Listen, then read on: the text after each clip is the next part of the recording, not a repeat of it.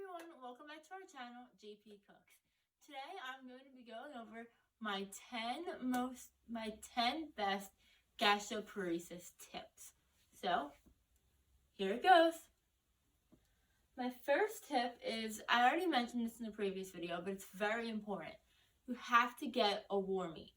And if you think you're too old or too manly or whatever you think you are for a warmie, then just get a heating pad that's really easy that you can put in the microwave and put on your stomach. It's super simple, it's super cute, but the warmies smell like lavender too, so it really does help to get one of these. My second tip is peppermint oil. Now this is really important because it's like holistic in a way, and all I do is I take the droplet and put it on my stomach and swirl it around in my stomach, and it helps a lot. Like the smell and the texture just being on the stomach helps a lot if you can't go to sleep or something, or if you just woke up, or any time of the day. Then the next tip are these stomach settling drops. These are Upspring and they are ginger lemon spearmint, but you don't have to get these exact ones. There's a lot of different ginger root stuff out there, but this is good for nausea if you don't want to take a Zofran, because you can't really take that many Zofran a day. My next tip is tea. I don't have any tea with me right now, but I drink tea almost every day. It helps, like warm water helps, and then tea also helps. I drink decaf just because I know caffeine upsets my stomach, and I have POTS, so I'm not really supposed to have caffeine. My next one is Miralax. Now, I already mentioned this in the last video about magnesium citrate, but Miralax is really important too, and you can put a lot of it in a little bit amount of water, because I just learned that 8 ounces is like good enough for 2 catfuls, so I've been doing that because it's really, really hard to get to the bathroom, and every time I talk to people about my condition, every single person asks me about going to the bathroom. So here's, Miralax helps a lot. My 6th tip is eat in small amounts. Now this can go for if you are tube fed, or if you are on solid food, or if you're on a liquid. So you have to eat, like sometimes I'll have like half a yogurt and stop because I get full. Like, coming from anorexia treatment, you're supposed to force yourself to eat past your full point, but with gastroparesis, you really can't do that. So if you really don't feel hungry, or like you can't finish your meal, then don't finish your meal, just come back to it later. 7, distractions. Look at all of this.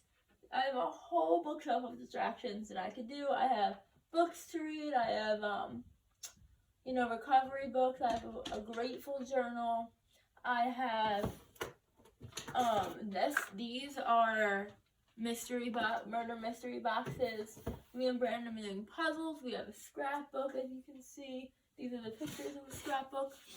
I knit, I try and do a lot of distractions, and if you want a whole video on distractions that I do, which is kind of good in this setting because we're in quarantine, so yeah, just comment down below and I'll do a whole video on distractions. Number 8 is to stay active. I know that with stomach pain, it's really hard to exercise, and I'm not sitting here telling you to run a marathon or do 100 jumping jacks. That's just not realistic for some of us. But if you can go for a walk every day, or sit up more than you lay down, or just stretch a little bit, that might help a lot, because keeping things moving helps you get to the bathroom, 1, and 2, it just helps your digestive tract to keep going. Number 9, lay on your left side when you don't feel well. So like when I go to bed, I always try and lay on my left side. If I'm in a lot of pain and I can't walk it off, I'll lay down and I will go on my left side with my knees like this, and that's supposed to help. I actually don't know the science behind it, but that's just what I've heard. And I sleep with my head elevated because I get a lot of acid reflux at night, especially with medicines. Oh, you know what? I'm adding an extra tip. If you can't take your medicines, you can dissolve them if they're capsules into apple juice, into water, into like my salt pills. I have a really hard time taking, so I usually just open them up and put them in mashed potatoes or something. Other medicines you can crush if your doctor says it's okay. You can crush them up because I have a really hard time taking medicine. And my 10th tip is be honest with your doctor. Now, I'm going to do a whole video on doctor's appointments tips because I know some doctors don't really listen, but you have to advocate for yourself and you have to be honest. Don't lie. Don't make it seem like it's not as bad as it is because that's just going to make everything worse. You have to be completely honest with your doctor. And now here's an update. I'm getting my GJ on Monday, so in 6 days I will be getting my GJ surgery, and I will film all of that. Well, not obviously the operation, but I'm going to film the video about my GJ. But if any of you have any tips or advice for my GJ, please comment down below. If not, I'll see you next week with a video about my GJ.